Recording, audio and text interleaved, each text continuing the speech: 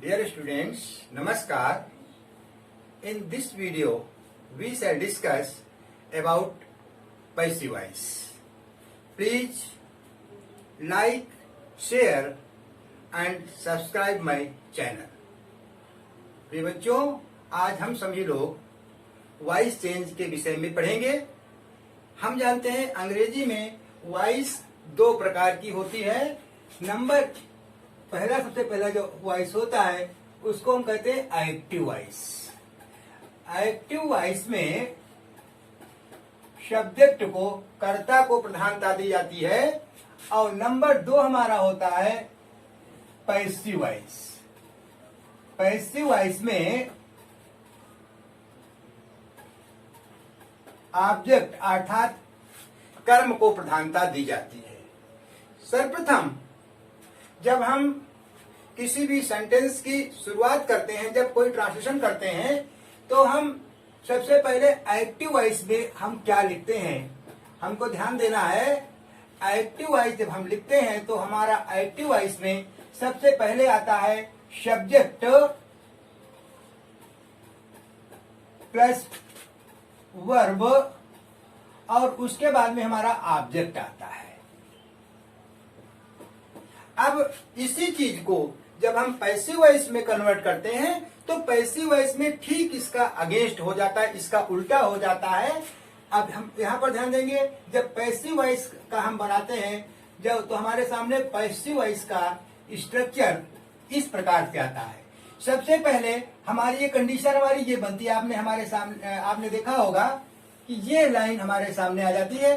सबसे पहले हमारा यहाँ पर ऑब्जेक्ट आ जाता है और ऑब्जेक्ट के बाद में फिर यहाँ पर हमारा HV का मतलब होता है हेल्पिंग वर्ब। और हेल्पिंग वर्ब के बाद में हमको वर्ब की थर्ड फॉर्म यहाँ पर लगानी आ जाती है और उसके बाद में हमको बाई लगा करके हमको सब्जेक्ट लिखना होता है प्लस सब्जेक्ट। ये हमारा सामान्यतया पैसिव वॉइस बनाने का हमारा ये स्ट्रक्चर है। यानी यदि हम पैसिव वॉइस बनाते हैं तो हमको object, helping verb, verb third plus by और सब्जेक्ट लिखना चाहिए। अर्थात पैसिव वॉइस बनाने के लिए हमको सब्जेक्ट को ऑब्जेक्ट में परिवर्तित कर देना चाहिए। Subject in passive voice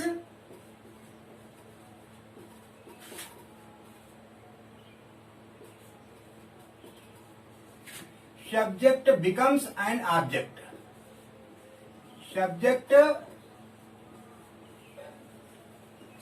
becomes object. यानी जो सब्जेक्ट होता है वो हमारा ऑब्जेक्ट बन जाता है और ऑब्जेक्ट हमारा सब्जेक्ट बन जाता है।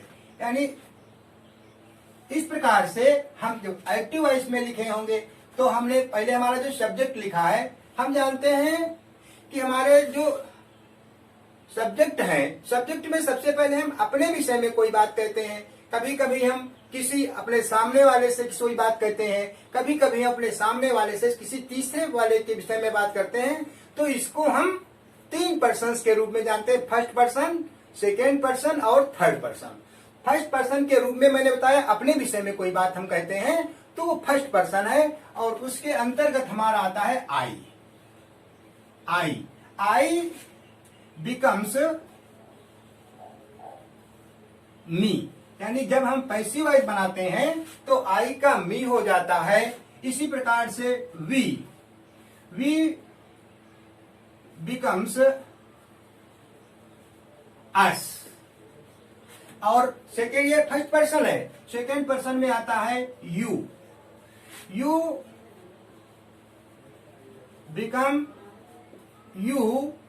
और इसके बाद में हमारा आता है थर्ड पर्सन। थर्ड पर्सन के रूप में जब हमने अपने सामने वाले से किसी तीसरे वाले के विषय में बात कही तो हमारा वो थर्ड पर्सन है, अर्थात ही बिकम्स हिम। इसी प्रकार से ही का फेमिनिन जेंडर शी होता है, शी बिकम्स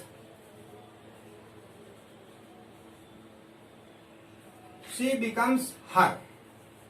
और जब हम निर्जीव की बात करते हैं तो निर्जीव में आता है हमारा इट बिकम्स इट, यानी कोई परिवर्तन नहीं होता है। और थर्ड पर्सन की बात जब हम करते हैं तो इनका ही प्लूरल हमारा होता है दे, THEY, दे बिकम देम। ये हमारा एक स्ट्रक्चर बन जाता है। इस स्ट्रक्चर को हम इस प्रकार से लिख देते हैं, यानी सब्जेक्ट में हमारा जब आई लिखा होगा तो ऑब्जेक्ट में हमारा मी हो जाएगा। जब हमारा सब्जेक्ट वी लिखा होगा तो हमारा अस हो जाएगा। जब हमारा यू होगा तो हमारा बाई यू हो जाएगा। जब ही होगा तो ही का बाई हिम हो जाएगा। शी होगा तो बाई हर हो जाएगा। इट होगा तो बाई इट ही रहेगा। दे लिखा होगा तो उसका बाई देम हो जाएगा। इस प्रकार से हम देखते हैं कि हमारा ये ऑब्जेक्ट में चेंजिंग आती है। ऑब्जेक्ट के में चेंजिंग आने के बाद में हम एक चीज और ध्यान देते हैं, वर्ब में परिवर्तन। वर्ब टू बी फॉर्म, क्या वर्ब टू बी फॉर्म। तो इस वर्ब टू बी फॉर्म में हम जानते हैं सबसे पहली बात कि हमारा टेंस जो है वो 3 होते हैं, प्रेजेंट टेंस, पास्ट टेंस और फ्यूचर टेंस। लंबा मामला है इस, और 8 प्रकार के सेंटेंस इसमें पैसिव वॉइस में बनते हैं। तो 8 प्रकार में हम आपको सबसे पहले एक साथ में 8 न बता करके हम आपको सबसे पहले बताना चाहते हैं प्रेजेंट टेंस, और उस प्रेजेंट टेंस के अंतर्गत present indefinite tense. Present indefinite tense,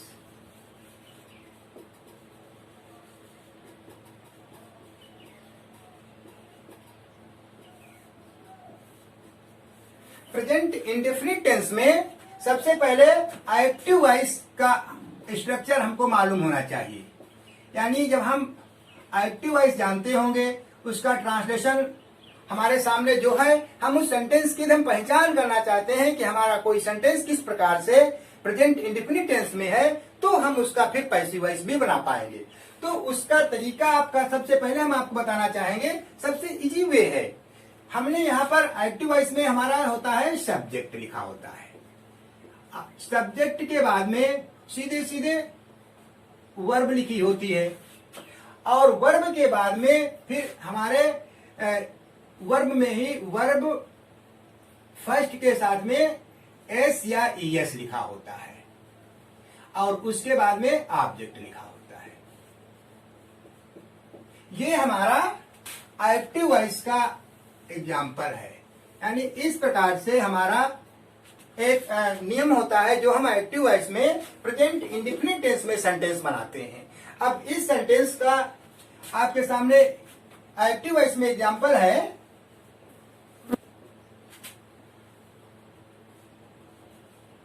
mother कुक्स the food. ये हमारा एक्टिव वॉइस का सेंटेंस है। एक्टिव वॉइस इसलिए है क्योंकि सब्जेक्ट आ गया और सब्जेक्ट एक वचन में था, इसलिए हमने एस या ईएस लगा दिया। और यहाँ पर ये सब्जेक्ट बहुवचन में होता तो हम यहाँ पर बिल्कुल सादी क्रिया लिख देते और उसके बाद में हम ऑब्जेक्ट लिखते हैं। अब जब पैसिव वॉइस की रचना करते हैं तो जरा देखिए इसी सेंटेंस को इस टेंस में हम पैसिव वॉइस कैसे बनाते हैं। पैसिव वॉइस का स्ट्रक्चर,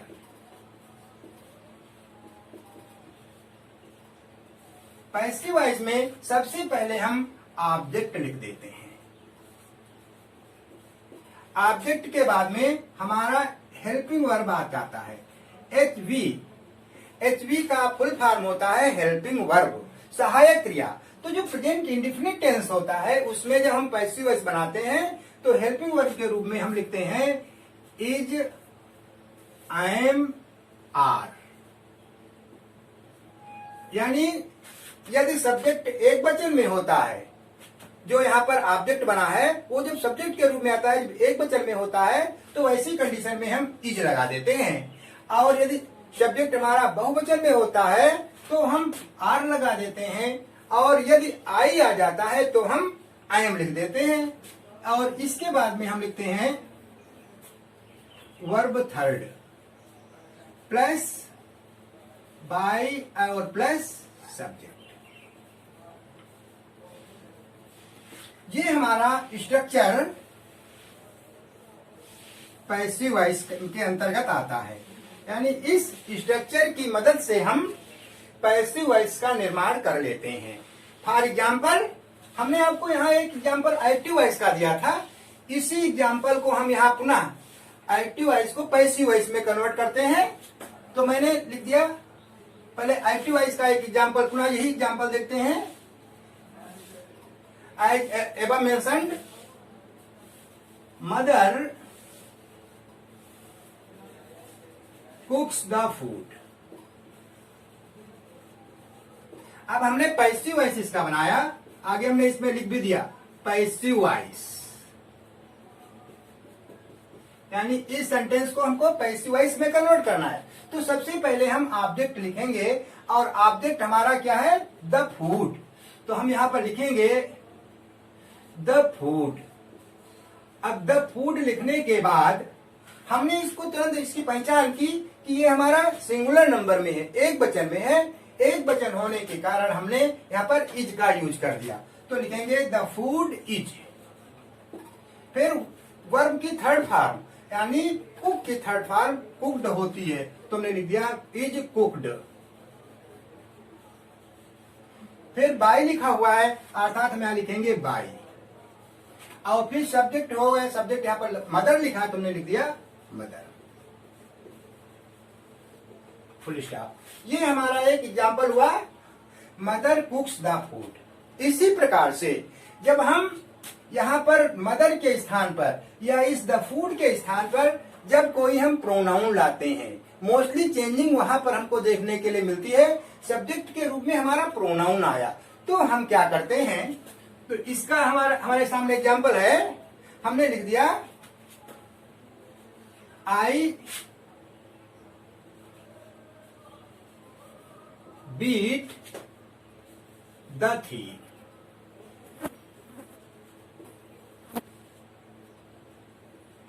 ये हमारा सेंटेंस एक्टिव वॉइस में है, इसको हमको चेंज करना है पैसिव वॉइस में। अब पुनः हम ध्यान देते हैं, जब हम पैसिव वॉइस में इसको चेंज करेंगे तो सबसे पहले हमने बता दिया ऑब्जेक्ट सबसे फर्स्ट ऑफ ऑल लिखते हैं। तो यहां पर क्या है, ऑब्जेक्ट द थीफ। तो हम लिखेंगे द थीफ। अब थीफ हमारा सिंगुलर नंबर में है, सिंगुलर नंबर में होने के कारण हम हेल्पिंग वर्ब के रूप में इज IMR में इज का यूज करेंगे। तो लिखेंगे द थीफ इज। तत्पश्चात third form of the verb, verb यहां पर है बीट। बीट की फॉर्म चलती है बीट बीट बीटन। तो हम लिखेंगे इज बीटन। फिर लिखते हैं बाई और आई। अभी हमने आपको प्रोनाउन की चेंजिंग में बताया था, आई का ऑब्जेक्ट मी होता है। ये हमारा पैसिव वॉइस बन गया। और ये कैसा सेंटेंस है, ए अफर्मेटिव सेंटेंस है। अब इसके बाद में पैसिव वॉइस में ही हम आपको निगेटिव सेंटेंस ये दिया होता है, तो निगेटिव सेंटेंस का हम पैसिव किस प्रकार से बनाते हैं, किस प्रकार से हम उसमें चेंजिंग लाते हैं, तो इस विषय में हमको पहले ध्यान देना होगा। सबसे पहले एक्टिव वॉइस में हम देखते हैं निगेटिव सेंटेंस। निगेटिव,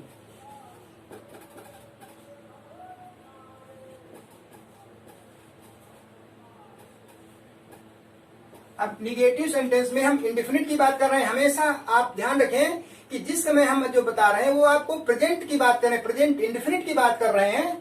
तो प्रेजेंट इंडेफिनिट टेंस में जो एक्टिव वॉइस होता है, एक्टिव वॉइस में हम सबसे पहले लिखते हैं सब्जेक्ट। सब्जेक्ट के बाद में हम लिखते हैं डज नॉट या डू नॉट। यदि हमारा सब्जेक्ट सिंगुलर नंबर में है तो हम डज नॉट लिखते हैं, यदि हमारा सब्जेक्ट प्लूरल नंबर में है तो हम डू नॉट लिखते हैं। और इसके बाद में हम सीधे वर्ब फर्स्ट लिखते हैं, फिर ऑब्जेक्ट लिख देते हैं। ये हमारा एक्टिव वॉइस बनाने का नियम है। यानी जब हम अनुवाद बनाते हैं तो अनुवाद हम इस फार्मूले का यूज करते हुए हम अनुवाद बनाते हैं। जैसे मैंने कह दिया, मैं तुम्हें नहीं पढ़ाता हूं, तो लिखेंगे I do not teach you. अब इसका जब हम पैसिव बनाएंगे तो पैसिव वॉइस में हम सबसे पहले ऑब्जेक्ट लिखते हैं। ऑब्जेक्ट प्लस हेल्पिंग वर्ब, और हेल्पिंग वर्ब में is, am, are, plus not, plus verb third, plus by, plus subject लिख देते हैं। अब यहां पर हम जब इसका इस स्ट्रक्चर के आधार पर हम लिखेंगे तो हम यहां पर जब बनाएंगे पैसिव वॉइस तो हम इसका एग्जांपल लिखेंगे, वी डू नॉट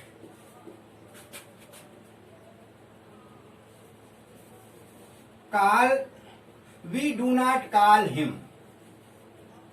अब इसका जब पैसिव हम बनाएंगे तो इसके लिए हम सबसे पहले सब्जेक्ट को ले आएंगे। तो सब्जेक्ट यहां हमारा हिम है। हिम जब हमारा जब ये यहां पर ऑब्जेक्ट था, यही हमारा सब्जेक्ट आया। सब्जेक्ट के रूप में हम लिखेंगे ही, और ही के बाद में फिर एक वचन में ही है, इसलिए लिखेंगे ही इज नॉट, वर्ब की थर्ड फॉर्म, कॉल्ड बाई, और वी का ऑब्जेक्ट अस होता है, जैसा कि हमने पहले ही आपको लिख दिया था। इसके बाद में सीधे ये हमारा आपका निगेटिव सेंटेंस था। निगेटिव के बाद में हम आपकी बात करेंगे आपसे इंट्रोगेटिव सेंटेंस की, क्योंकि हमने आपको पहले ही बताया है कि वॉइस चेंज ये थोड़ा लंबा है, इसलिए थोड़ा हम अपनी स्पीड भी बढ़ाएंगे। आप लोग थोड़ा विशेष ध्यान रखते जाइए, बहुत ही इजी है। यदि आप थोड़ा भी इस पर ध्यान लगाएंगे तो निश्चित रूप से आपको क्लियर हो जाएगा। इंट्रोगेटिव दो प्रकार के होते हैं। एक तो सबसे पहले हमारा आता है एक्टिव में, एक्टिव वॉइस, डज या do. First of all does या डू होता है, फिर सब्जेक्ट आता है, प्लस वर्ब फर्स्ट आता है, फिर उसके बाद में ऑब्जेक्ट आ जाता है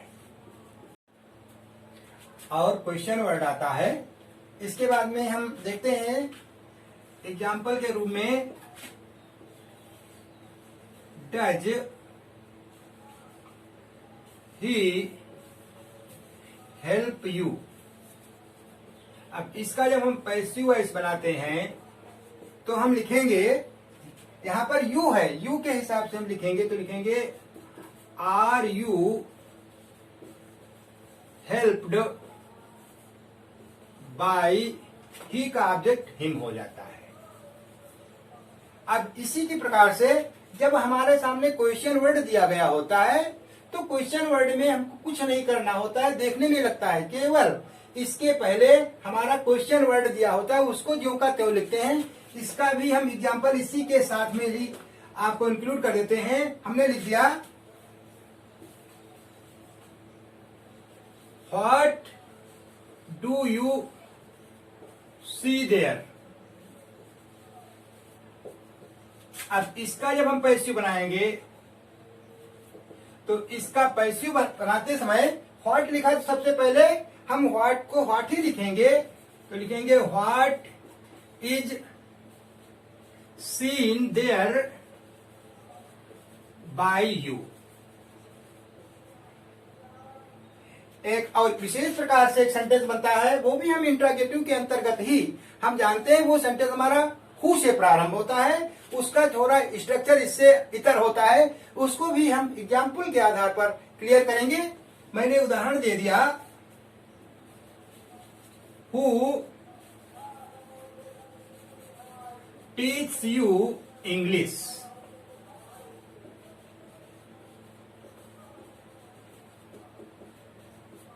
अब जब इसका पैसिव वॉइस बनाएंगे तो हु के स्थान पर प्रारंभ में ही बाय हुम लिखते हैं, बाय हुम आर यू